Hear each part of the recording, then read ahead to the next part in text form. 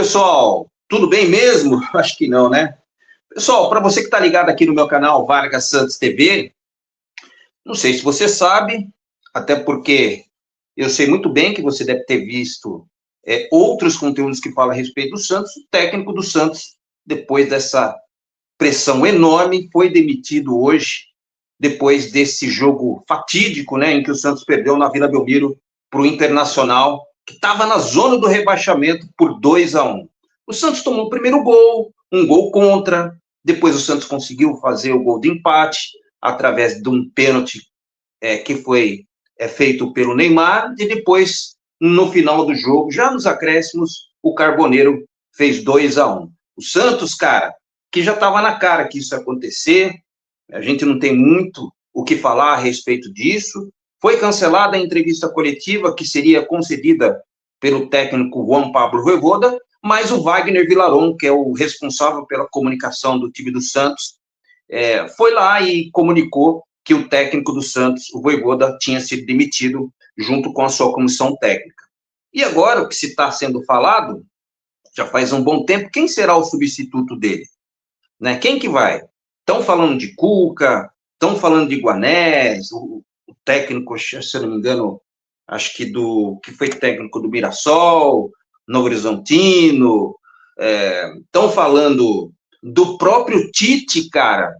Rapaz, isso daí, se acontecer, ó, aí eu entrego o barco, cara. Aí não dá, né? E o Santos, cara, nessa postura omissa dentro de campo, uma relação de jogadores que a gente não consegue entender, a escalação que foi totalmente diferente da escalação do jogo passado, em que o Santos também conseguiu empatar dentro de casa contra o seu maior rival. Então, se esperava, de repente, uma continuidade, mas tinha gente que também não gostava do esquema tático.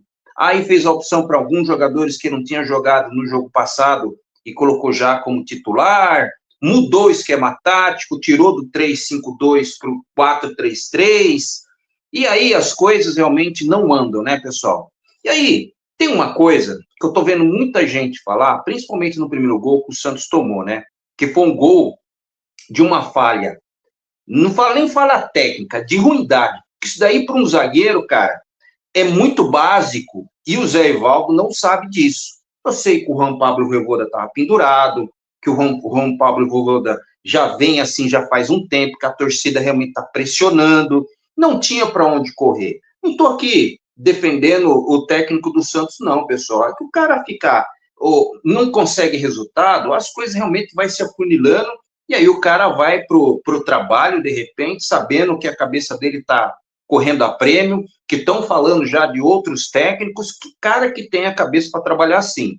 Aliado ao fato dele não dar certo no time do Santos, né? Tá aí 7 meses que ele ficou sob o comando da equipe da Vila Belmiro e não conseguiu fazer o Santos jogar, não conseguiu fazer o Santos ter uma consciência tática, não conseguiu fazer com que o Santos jogasse um futebol que, de repente, poderia dar a entender para o torcedor santista que a coisa ia melhorar. Quando o Santos, quando não se tratava de peças colocadas erradamente na escalação, ele tinha opções, obviamente, para os seus jogadores, como qualquer outro técnico tem. Né? A gente não pode deixar de falar isso e fazer hipocrisia aqui. Todo técnico tem seus preferidos, mas ele optou pela teimosia, por escalar alguns jogadores em lugares de outros que estavam pedindo passagem, e a coisa pior, cara, foi ele não dar prioridade também para a base do time do Santos. Colocar alguns jogadores da base em situação de fogueira, tem muita gente falando a respeito de todos os jogadores que estavam aí sendo relacionados, mas que eram relacionados porque precisava cumprir, de repente, uma pressão interna, mas que na hora do vamos ver, e eu sempre falei isso nos meus conteúdos que falam a respeito do Santos, se ele tivesse que optar por colocar um jogador mais experiente, que estaria lá seus 80%, 90%, e tivesse um jogador da base, ele dava a opção, obviamente, para um jogador mais experiente. Isso não quer dizer que todo jogador da base teria que jogar obrigatoriamente. Só que, quando você já começa fazer contra aquilo que a torcida gosta de ver. Mesmo que os jogadores da base não estejam preparados, de alguma forma eles precisam estar. Você não concorda comigo? Que eles precisam jogar, eles precisam realmente experimentar como que funciona o profissional, né?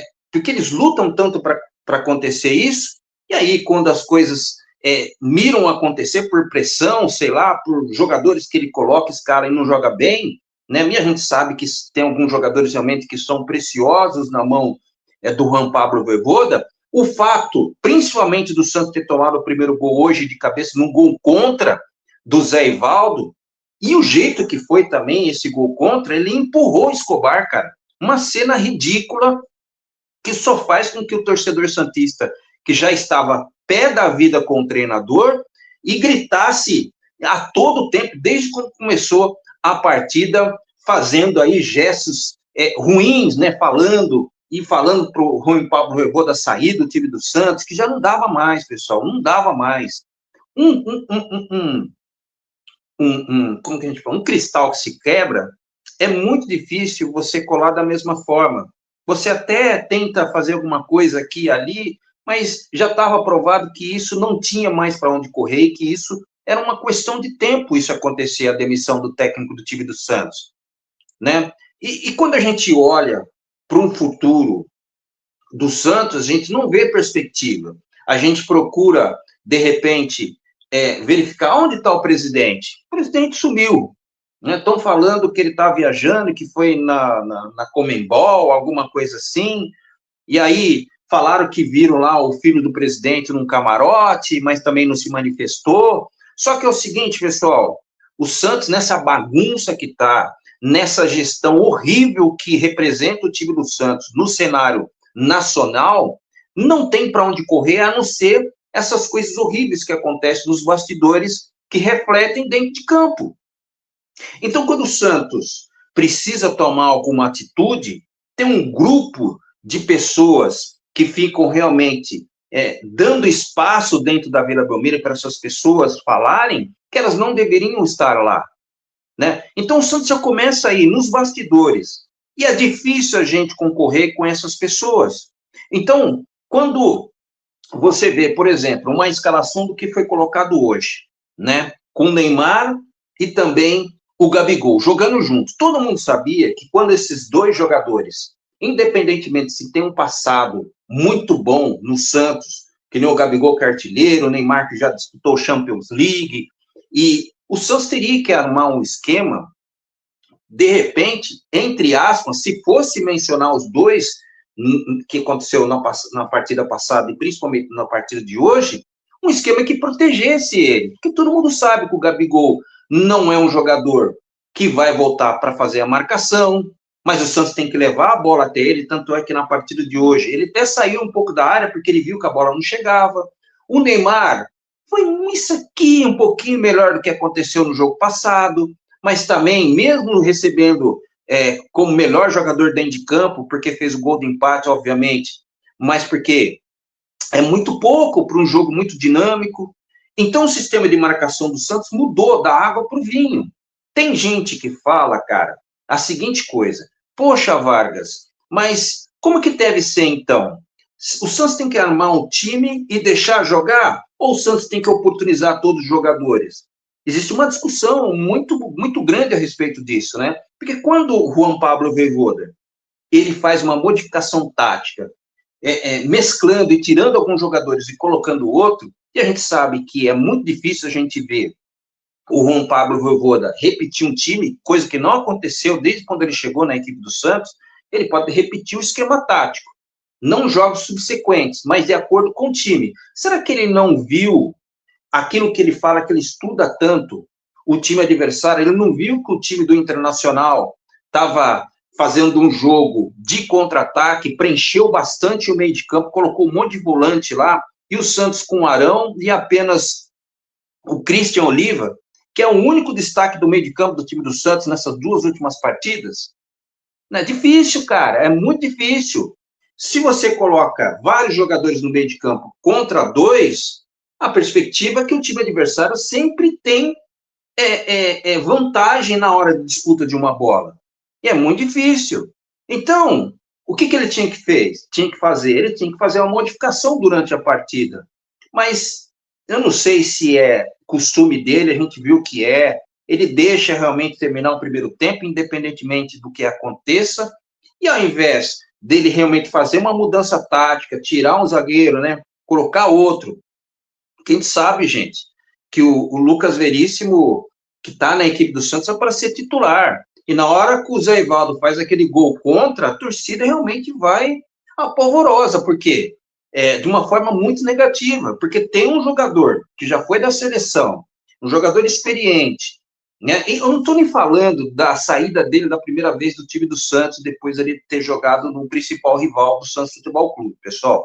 Eu estou falando em termos de qualidade, né? Em termos de jogo propriamente dito. O Zé Ivaldo e o Lucas Veríssimo não tem nem comparação, cara. Era para já ter colocado ele. Ele insiste com esse jogador. Pô, tem jogador que não dá. Né? Aí me faz um esquema tático totalmente disperso, diferente, um meio de campo muito aberto. Né? Mas isso é uma ponta só do iceberg que a gente está falando. A gente já falou, já fez os comentários anteriormente a respeito disso. Então, era uma questão de tempo, né? As coisas realmente se degringolarem. Isso aconteceu depois da partida. Achei muito estranho quando o Santos anuncia naqueles vídeos do YouTube que irá ter coletiva daqui a pouco e, de repente, a gente entra na live, nada de coletiva, a gente já sabia. Pô, anuncia logo que o cara já não faz mais parte do processo do Santos, né, no quadro de funcionários. O Wagner Villaron, que é o principal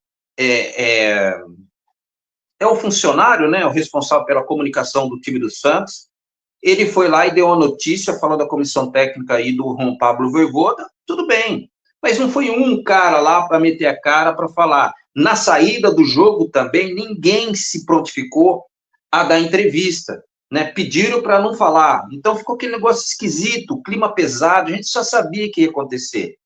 Então, eu vi um monte de gente abrindo um monte de live aí, para falar a respeito da demissão do Juan Pablo Vojvoda, e o que fica para o torcedor santista é uma esperança do Santos contratar um técnico que pelo menos tem um jeito Santos de jogar, né? Não colocar esses jogadores, esses treinadores, desculpa pessoal, melhor dizendo, esses treinadores, uma cópia do outro, tirando total tradicionalidade do Santos, não dando oportunidade de fato e de verdade para os meninos da base.